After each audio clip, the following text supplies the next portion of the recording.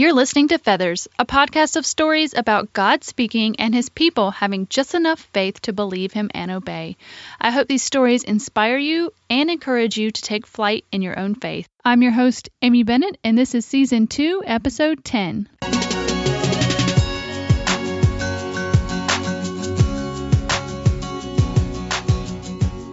Well, hey friends, and welcome back to Feathers. I'm so glad to have you here this week.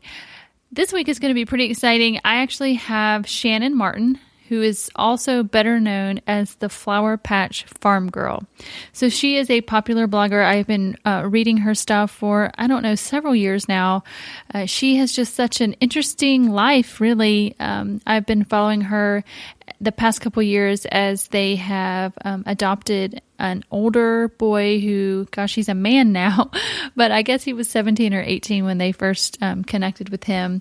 They also have moved their family from a farm, which is where she gets her blog name, into the city. And she is just so intentional about loving your neighbor. And that is the story that she's going to talk about today. And I'm so excited to hear from her. I know I am so challenged every time I read her writing, and I was challenged recording this interview. And I hope that you are challenged, but also encouraged and inspired really to live out this call to love our neighbors.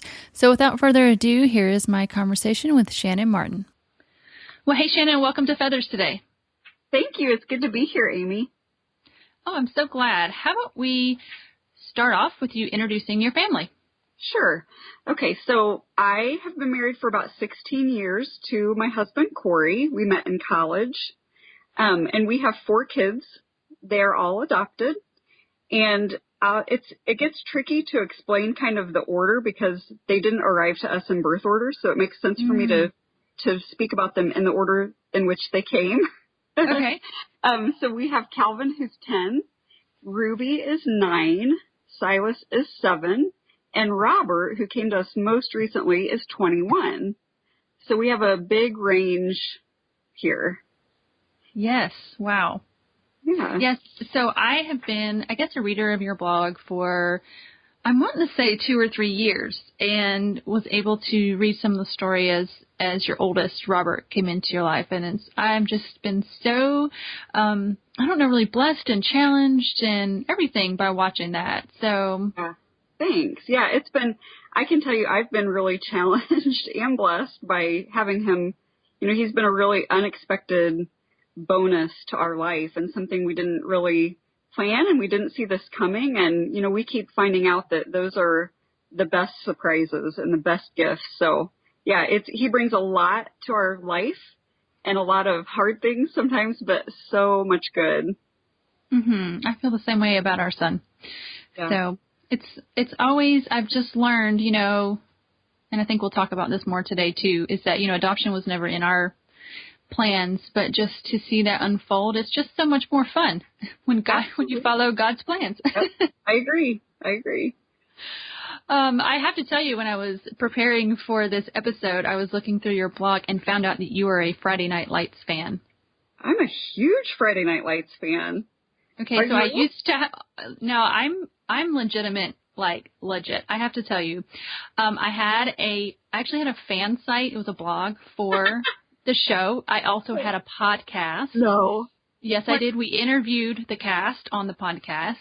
Oh my gosh, that's awesome. Yes. I have to find that.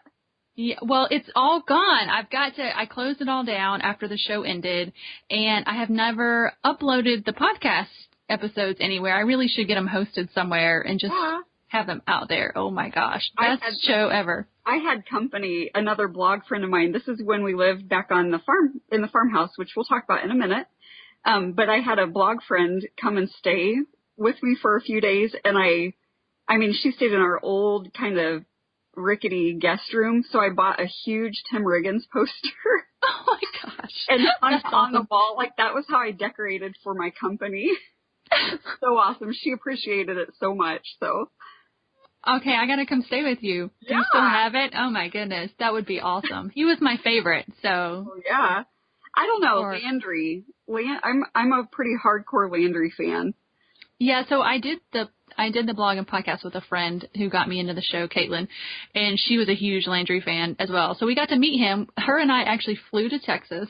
They do a charity golf event every year. Okay. Called Beyond the Lights, and her and I actually flew to Texas, and we got to meet a lot of the cast. Oh, my word. Including Landry. So that is okay. We're off course here, but I have one more quick question. Was Landry just like the guy that played Landry? Was he just a regular guy? I feel like I heard that somewhere, and I don't know if it's true. Like he hadn't really done a lot of acting before that, or is that false? I actually don't know. Okay. I don't think so because he's gone on to do a lot more. Yeah, I don't know. I need my friend Caitlin because she would know. Yeah, we'll have to Google that later. But no, that's fun to hear. You need to resurrect those archives. Yeah, I don't know. I had no idea what we're doing. We were like super just fangirls. Like, oh my gosh, I'm talking to Buddy. Like Buddy actually recorded an intro for our podcast. So that's what would play at the beginning of our podcast. Him actually introducing it. That is the best. It really was. Good times. Okay, so let's go ahead and get into your story. You mentioned being on a farm. Yeah.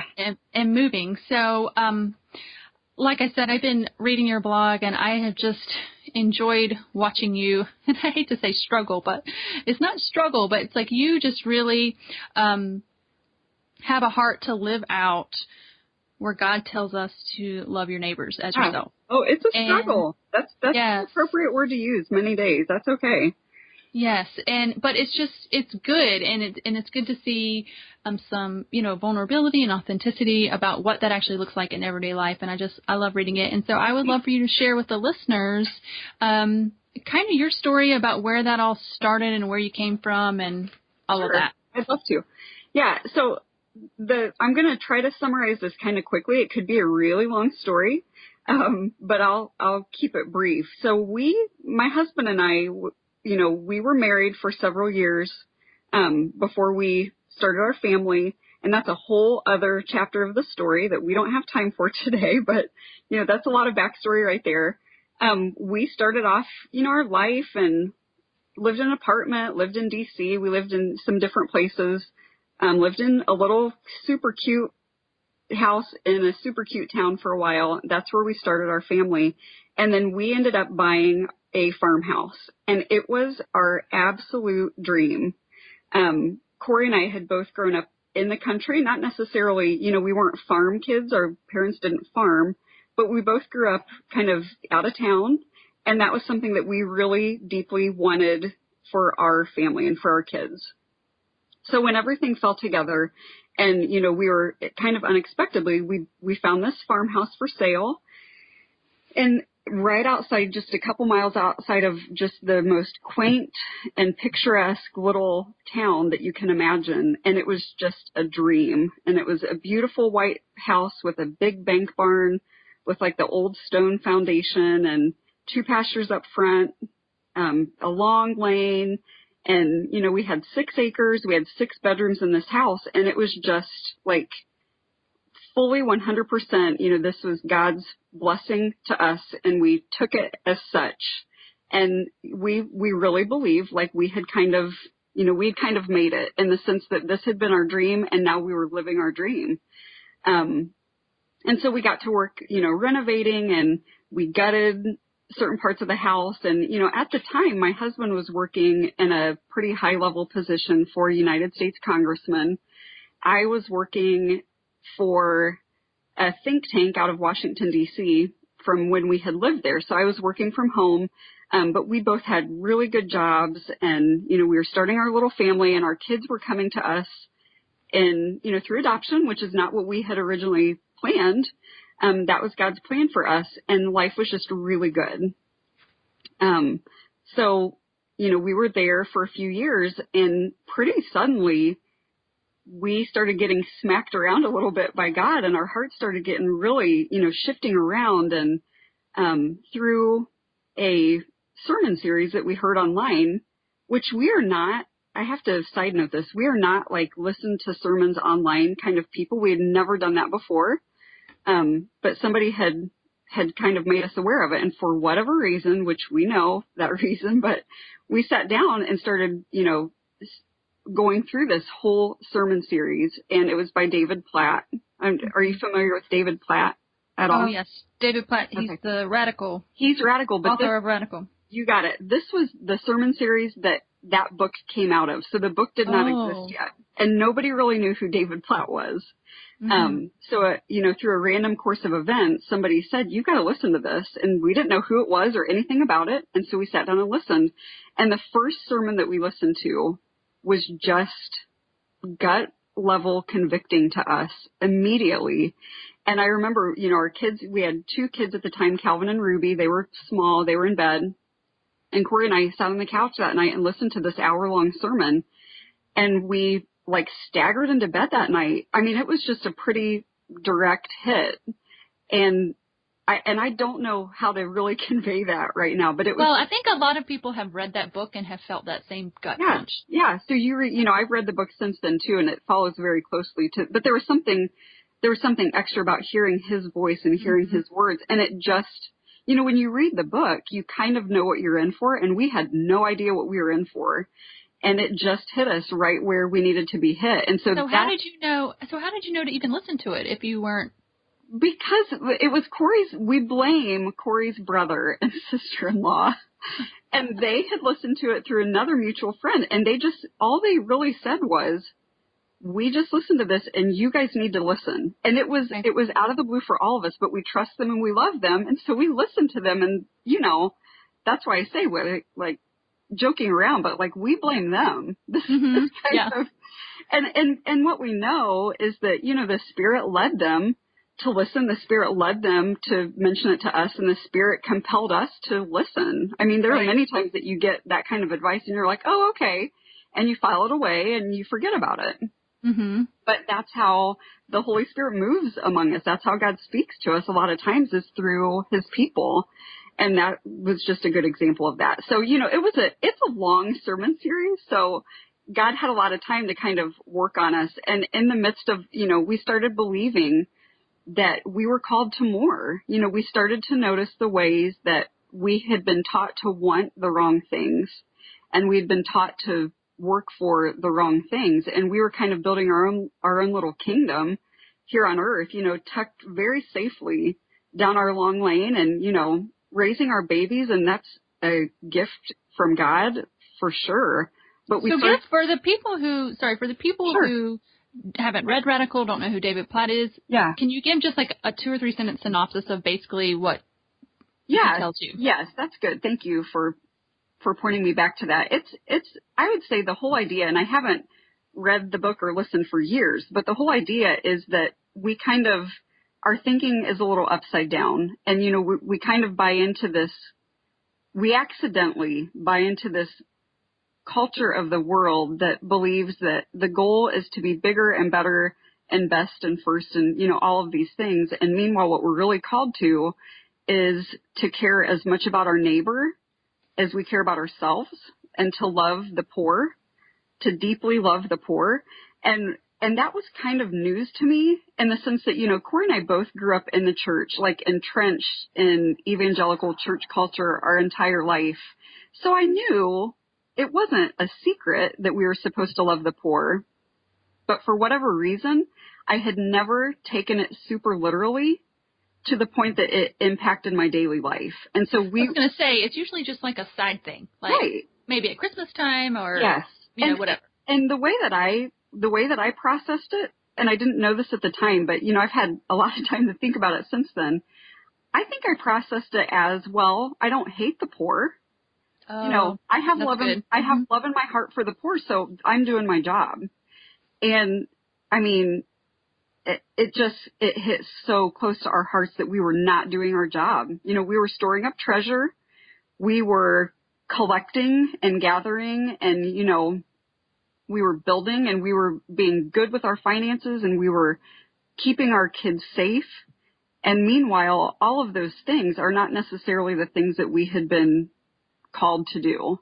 And so maybe the idea of keeping our kids safe, maybe that was not a word from the Lord. Maybe that was, what the culture and society around us was teaching us was the most important. I think, we started to see the way God is not very safe, and living in his kingdom is not safe in the way the world thinks it's safe, So, but we also realized, like, oh, we don't know any poor people. Like, we're supposed to love the poor. We don't really know any poor. We're surrounded by people who look and act and think almost exactly like we do. And if they think too differently, then we're probably going to try to keep a distance. We're going to keep a fence there, because that's not safe. Those are all the ways that I don't think that I could have ever articulated it that way. I was just living the life the way that I thought was right. And so, I think God has a lot of grace in that. But trouble finds you when you suddenly realize that you've gotten some things wrong. So we were faced with that. Like, we've been getting some of this wrong and we don't know what to do next. And so we started to just pray that God would show us, that we started to believe that God had more for us, and that his more for us might look like less. And that was a very new thought for us. So around that time, like, we hadn't finished the sermon series, and we flew, we got on an airplane and we flew to South Korea and brought home Silas. And he was 18 months old and just pummeled, like brokenhearted at his core. And, so we were thrust into this season of just a lot of heartbreak. And I think now that God kind of, we adore our kids and we adore Silas, and he's come a long, long way. But I think God used him to let us enter into pain. Our family entered into a real season of pain with him. And it opened our hearts and it opened our minds to the fact that this is kind of what we're called to do, not just for our own children, but for the people around us. Mm-hmm. So we got home, we're in this really foggy place of despair and pain and confusion, and we kept plugging along, and we began to believe that God was asking us, inviting us to lay down our farm, and that this, it represented some things that showed the condition of our heart as being not where it should be. And I want to be careful and say that, we don't by any means believe that if you live on a farm in a beautiful farmhouse down a beautiful long lane, that that's not right. Because for some people, that's absolutely right. And for us, for a while, it was right. I mean, that was, the way that we came to live there was only God that orchestrated that. But it was time to let it go. And we had to be willing to sit there and say, okay, if this is gone, this was our dream, and we thought we would be here essentially forever. And you're telling us now that after 4 years, it's time to let that go. Can we trust you enough to do that? And so that was kind of the beginning of a big journey of our hearts. And interestingly enough, God sort of started simplifying things. He was in our ear and in our hearts, and it was kind of a painful place to be. I mean, I just remember crying a lot. I remember being really confused. I remember being really misunderstood by people around us. And we didn't know. He of course was not showing us the big picture. He was showing us the next right thing. And that was, we're going to put the house on the market. So we did that. And so you didn't know at that time, like, how that connected to people. You just knew that you needed to leave the farmhouse. We knew that it connected to people somehow. Mm-hmm. But, it's funny. We drove past just last weekend. We drove past our old farm, and we laughed. Corey and I laughed together because we went through the progression on that drive last weekend of, I remember thinking, okay, God, we will put this house on the market, and we will move 2 miles up the road into town. That's what we are willing to do for you, God. That's what we will offer back to you. And then over time, we started to think, okay, maybe we'll move one town over, which is another pretty small town that we'd lived in previously. So we'll move back to that town, but we will live on a certain side of that town. And then, months later, we were like, okay, God, maybe we can live on kind of the slightly rougher side of that town, but that's pushing it. And ultimately, we ended up here in a wonderful, beautiful city on kind of, the wrong side of the tracks, in a neighborhood that's a little shabby. And it was much shabbier when we got here 3 years ago than it is now. But it was a long progression. And as we were kind of laughing about it in the car, Corey said just last weekend, that's why it took 18 months for our farmhouse to sell. And it's true. I told him, I said, yes, that's absolutely. But it was one of those things that I think, I'd kind of thought about it, but we'd never really talked about it before.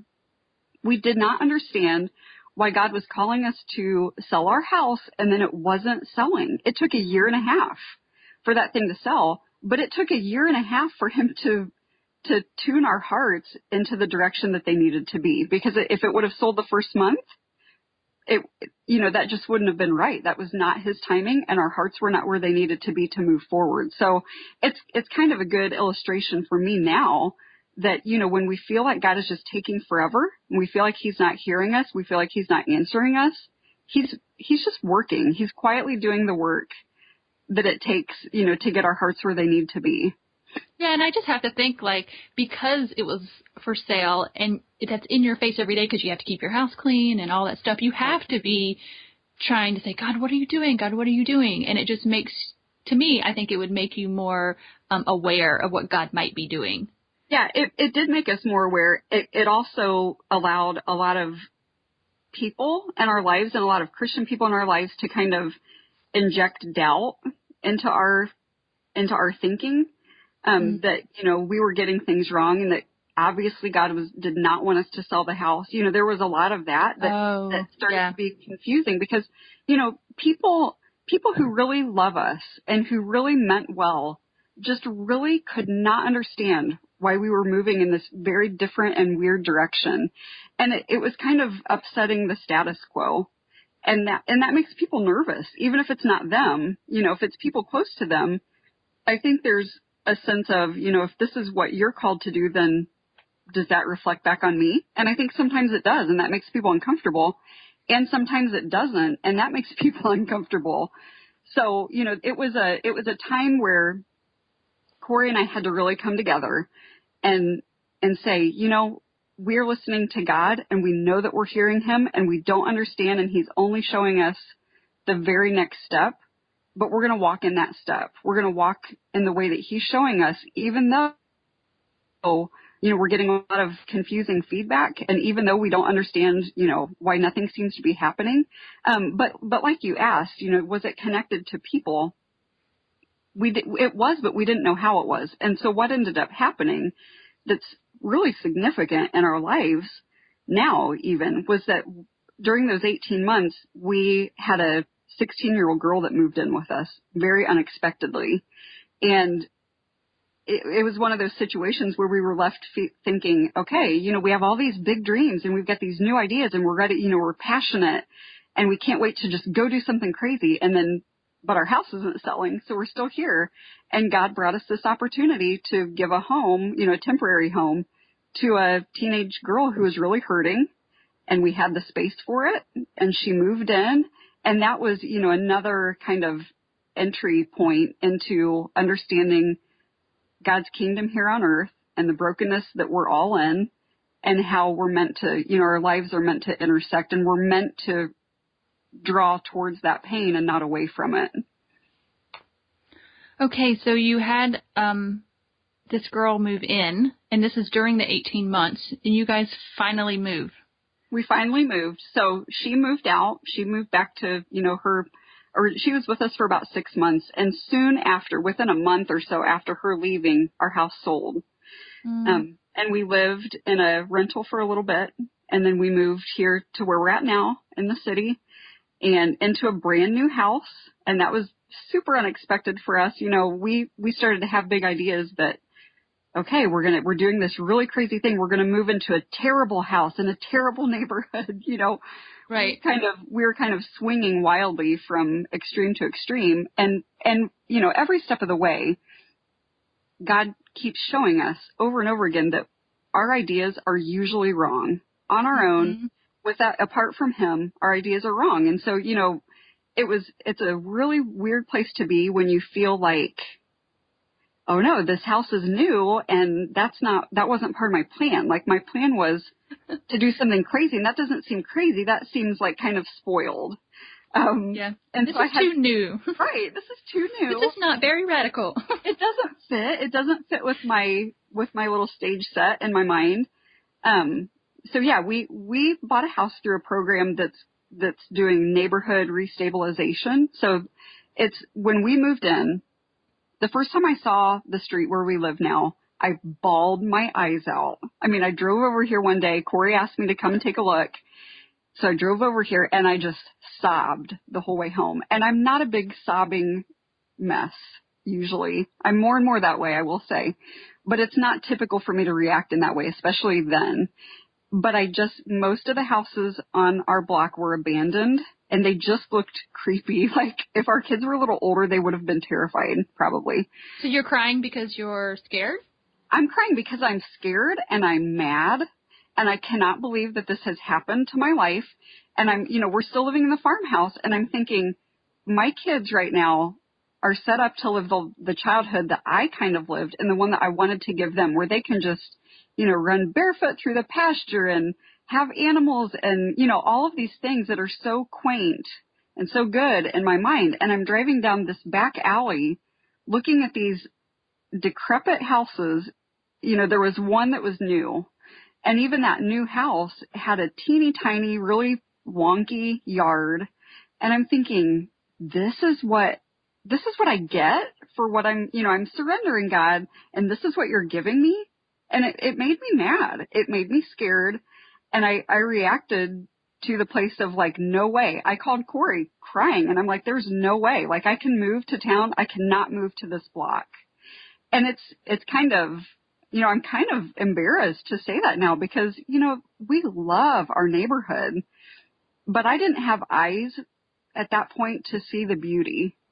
Mm-hmm. I saw everything that I was letting go of, and I saw that what I was positioned to receive was lacking, and that didn't fit with what my heart was taught to think about the kingdom of heaven, where God's gifts are always the best, but, we define best as humans. And he's God. And so, it's coming to a place of reconciling that God's thoughts about the best are really different from our thoughts. And so that's just, I'm a work in process with that. And every day he's showing me more of the beauty around me. And in fairness, it's getting easier because, all those abandoned homes on our little stretch of the block are gone now. And, they're replaced with new homes and things are just looking a little differently around here. So I don't want to, discredit that, but God's just showing me that there is a lot of beauty in broken places. Mm-hmm. And there's no way that you would have known that then. No. And I think there's such a lesson to be learned that in those moments where everything seems scary and unknown and you feel like, God must be just punishing you instead of rewarding you for obeying, that the reward's in there, but and the beauty's in there. We just have to remember to see it with God's eyes, not ours. Right.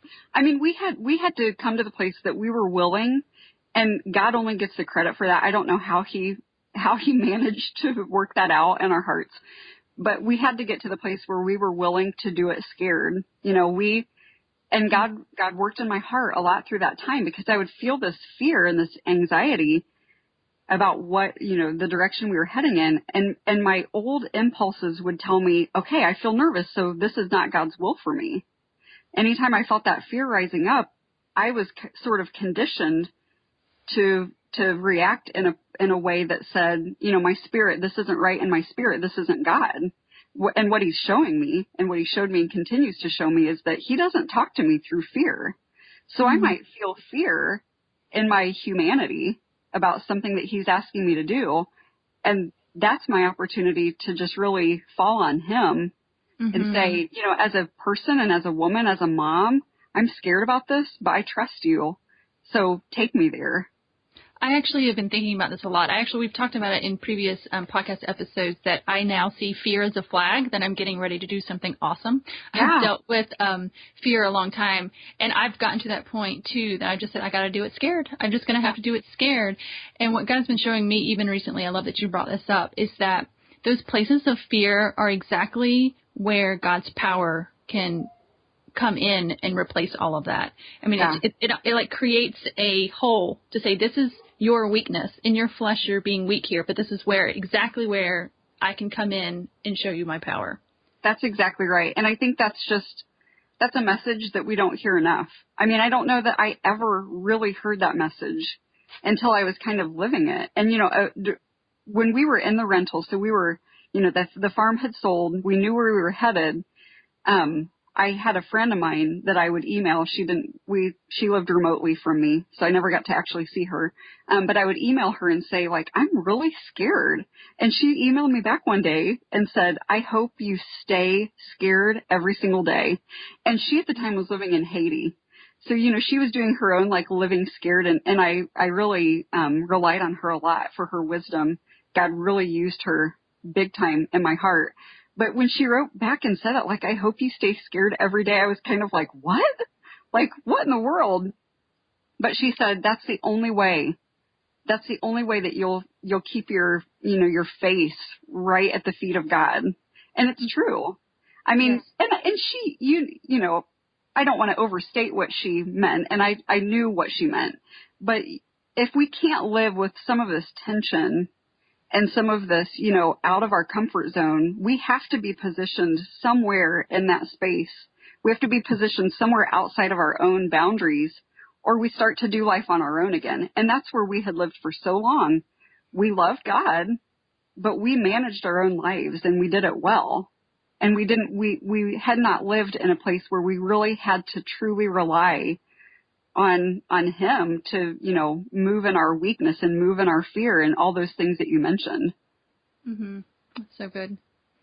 So, what does life look like now in the city? Okay. I love that question. I could talk about this for hours. This school year, so this is our third year,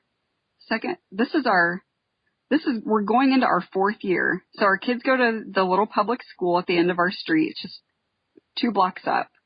And when we moved here, the public school that the district we fell into, which we did not know this, we did not plan this, it was considered a failing school at the time.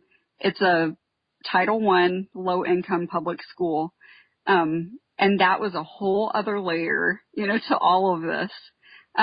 But this school year, I'm just going to put this out there. It's so embarrassing to admit. We live 2 blocks away from school, and for the past few years, most days we drove to school in the morning. I'm so ashamed to admit that.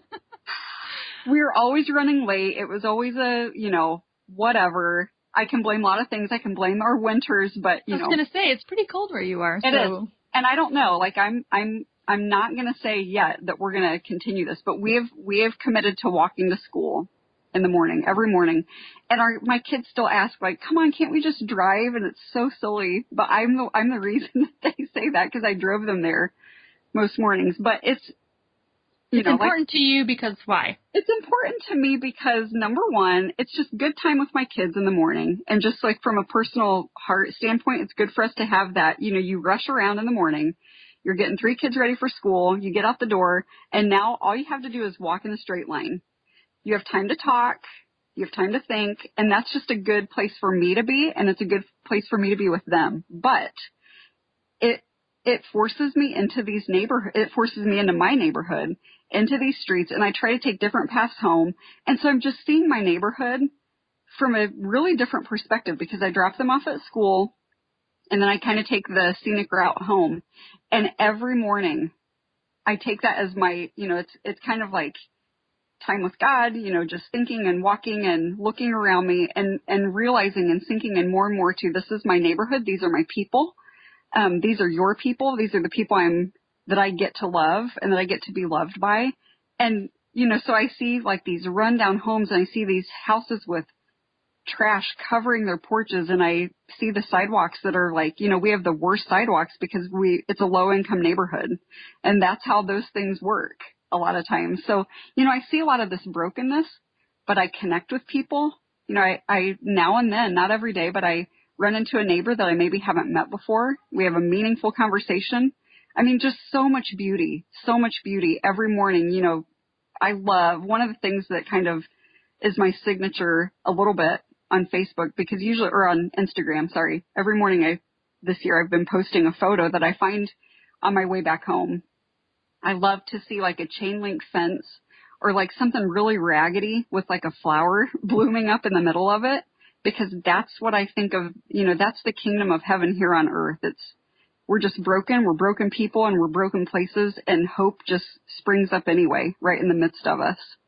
So I get to kind of treasure hunt and find those little glimpses when I'm out walking around my neighborhood, and it's just the best thing ever. So what does, practically speaking, loving your neighbor look like today for you? Is it just the conversations, loving them through attention, not attention, but, Yeah. Yeah. I mean, presence. I think that's what, I always want to be careful. I'm always so leery of giving people the wrong impression or making people think that I'm the best neighbor. I'm not the best neighbor. It's hard for me.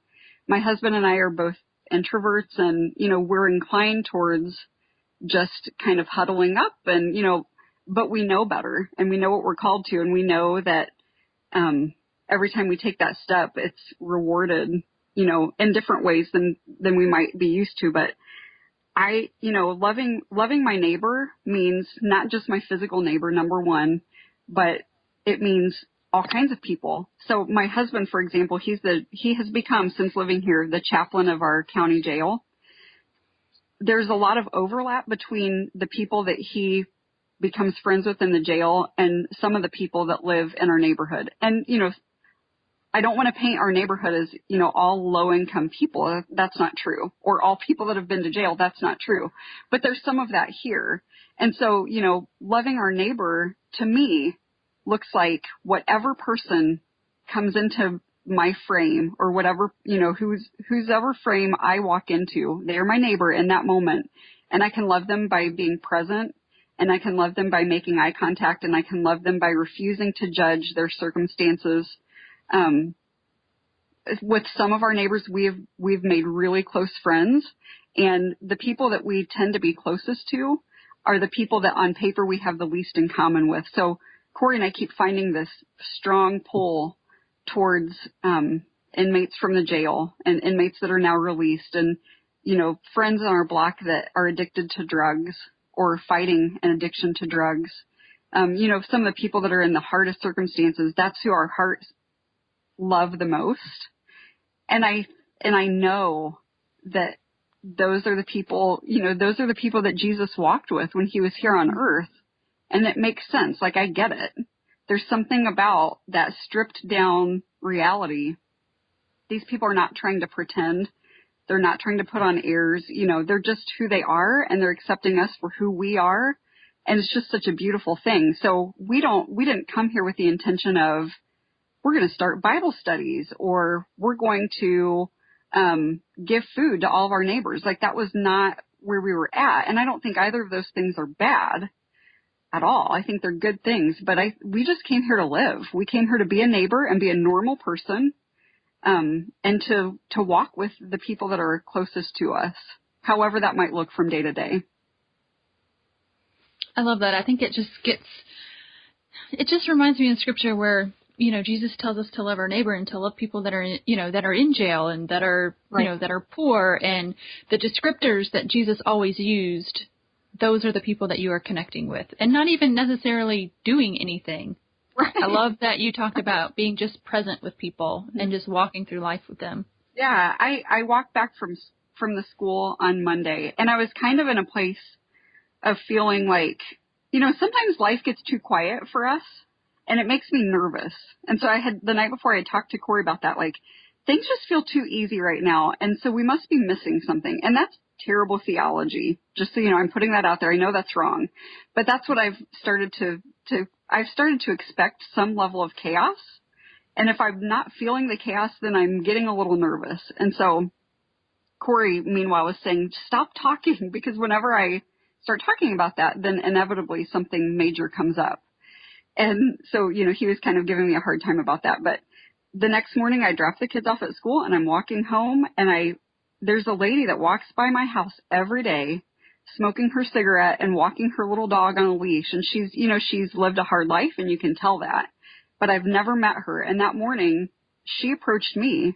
I was taking a picture and she asked me about, like, what are you doing taking a picture of that ugly house? And it's an abandoned house. You know, nobody lives there. And she was just kind of laughing about it. And so we entered into this conversation. I ended up standing there and talking to her for 30 minutes. And the whole time I was standing there thinking, I could stay here forever. I could stay right on the street corner for the rest of the day. I want to hear everything she has to say. You know, it's not a situation where I feel like I have anything to offer them necessarily. You know, I didn't feel like I had much to offer to her, but I sure felt like I was getting a lot from her.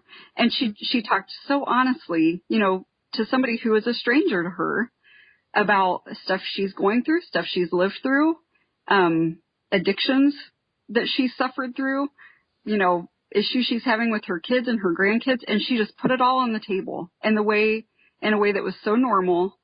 And, you know, that to me is what it means to be a neighbor. And that to me is what it means to love the people that are at the margins, because I know that there was a time when I would have kept my distance. And I would have assumed that we had nothing in common, when in reality we had everything in common. And in reality, she gives me the freedom to bear my own guts because she's willing to go first. And I think that's one of the things that I learned so much from, you know, people that the world would see as insignificant or small or wrong. They don't pretend. And that invites me to not be a pretender. And I love it. Man, so challenging. So as you think about this and think about the places that you were, if there's somebody listening and maybe at the place that you were before, what would be next steps for them? Like, what could help them? Maybe even a scripture that could challenge them? I think as you read through the Gospels, you know, I had been so familiar with the Gospels in particular, that they had lost their meaning, if they had ever had meaning. I mean, I think I looked at the Bible as, you know, this is true, and I believed it was true, and I believed it was important, but I could not figure out how it connected with my life. And it's funny to think that, because now, you know, the Gospels are not even just the Gospels, but the Bible is just loaded with commands to love our neighbor. It's over and over and over again, and to love the poor, and to take up the cause of the orphan, and to defend the oppressed. I mean, you know, I was just reading in Isaiah 58, I believe. Yeah, and that's it, because I was just reading it too. Yeah, I mean, I don't know that I ever remember reading that chapter before, and an Instagram friend of mine sent me some verses out of that chapter, and I just bawled. So yes, I'm much more of a crybaby than I used to be, because God just keeps grinding down my hard heart. But it was so beautiful. And so I read it to Corey last night, and, you know, the whole point of that chapter is I'm not interested in your religion. I don't want it. What I want is for you, you know, if you want to be real, and if you want to be mine, then these are the things that you do. And it could not be clearer. He could not be clearer that these are the things that we do. And so the person that's living, you know, in the space that I was living, a few years ago, might be feeling like I felt then, which is, you know, so how do I do this? What do I do? I can say that the best thing to do is to just ask. I mean, we just started asking God, show us, let us see the world around us the way you see the world around us, not the way we're taught, not the way, you know, our American dream culture, our middle class culture is taught to see people in the world, but let us see people the way you see them. And that's just a prayer that I believe he will, you know, that will never go unanswered. I think that's a good place to start, because even when we were still living in the farm and not sure what was going to happen next, we weren't even sure if we were going to sell the farm at that point. But I just started my scope, my vision started to just change a little bit. And I think from there, like, once you get a taste of that, you just want more. You want to just strip it away and strip it away. And, you know, so as we're stripped of all the stuff that holds us back from doing our real job, we have the freedom to do our real job. That all the extra stuff falls away and we're left with just Jesus. And so I think that's when we find ourselves wanting to go to the places that Jesus went all throughout the Gospels when he was here on earth, and I just think that, it's going to look different for everybody. And that's the beauty of God's kingdom, is that we're all different and he calls us to different places to do different things, but we've all been given the same job description. And so, we've got to figure out how to do our job. Mm-hmm. Yeah. I've been studying in John 15 about where Jesus said that he's the vine and we're the branches. And then later on it talks about how, we're the body and we all have different parts. So while we are all, called to be branches, right, that body part as well is going to look very different. But it's all really, and I love you talked about just going back to God and asking, because he's our vine and that's who we go back to. But it looks like, that's where I've been studying too. I started in John 15 and ended up in Isaiah 58. God is so much concerned with justice and righteousness. And it does look a lot like taking care of the poor and taking care of the orphan and the widow. And Yep. Yeah. I mean, I think living with open hands and living with doors that swing pretty freely on the hinges, that's what it means to me to be a neighbor. When somebody needs something that I hold in my hands, then my hands are open and they can have it. And if it means that they need a place in my home, then my door swings open and they can come in. So a lot of times my everyday life just looks like anybody's everyday life. I'm just doing, I'm getting through the day and raising my kids and making dinner. And, it's not like I'm, passing out sandwiches to homeless people every day. That's not the life that I live. But the life that I live asks of me that when somebody comes, when God sends somebody to my door, that I'm willing to open the door and let them in. And that I'm willing to see them as my sister, my brother, and my neighbor, and not as the needy, and not as somebody that needs me to save them, but that I can just see their, find kinship with them and find community with them. And always we walk away just feeling loved by God through them. Mm-hmm. It always goes both ways. Right. I think if we're doing it right, we love, but then we feel loved. Yep. And that's just through God. Well, Shannan, thanks so much for sharing your story. I'm very excited. You have a book coming out talking about all of this next year. You don't even have a name for it yet, so we can't share it yet, but everybody should connect with Shannan so she can get that information out to you when it all comes out. So where online can people connect with you?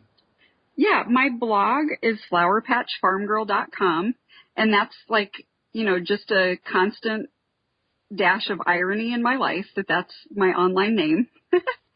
I branded myself clearly when I lived on the farm, but it stuck, and so we're rolling with it. So flowerpatchfarmgirl.com. I have a Flower Patch Farm Girl Facebook page, and on Instagram, I'm also Flower Patch Farm Girl, so you can find me there.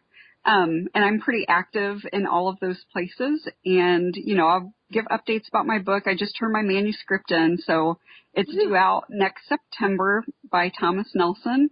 And yeah, the title and all of that good stuff is not finalized yet, but, it's the whole story. So, we kind of summarized a lot of this in a little bits and pieces, but the book is really going to open up the whole story and, more of the work that God is doing in our hearts and in our lives. And, we're just a work in process. We're not finished, and I hope that we never are. So, that's just going to talk a lot more about those themes. Mm-hmm. And I cannot wait. I enjoy your blog so much, so I know the book's going to be amazing. And really enjoyed our time today. So thanks again for coming. Yeah, thank you, Amy. Well, friends, I hope you enjoyed that conversation with Shannan. I think it's just so beautiful to see that story unfold of her and her husband walking in obedience to move their family when fear really could have easily just stopped them. And just to hear how her heart keeps getting softer and softer towards people is just beautiful. And just as we talked about in the beginning, it is not easy to love people like that. It is not easy to love your neighbor as yourself. It's a struggle and it takes a lot of faith. And yet the joy and love that come out of that as fruit is just beautiful to witness. And I know it challenges me, and I hope it inspires you as well. So if you want to check out the show notes, you can go over to featherspodcast.com. Thanks so much for taking the time to listen today, and we will see you next time on Feathers.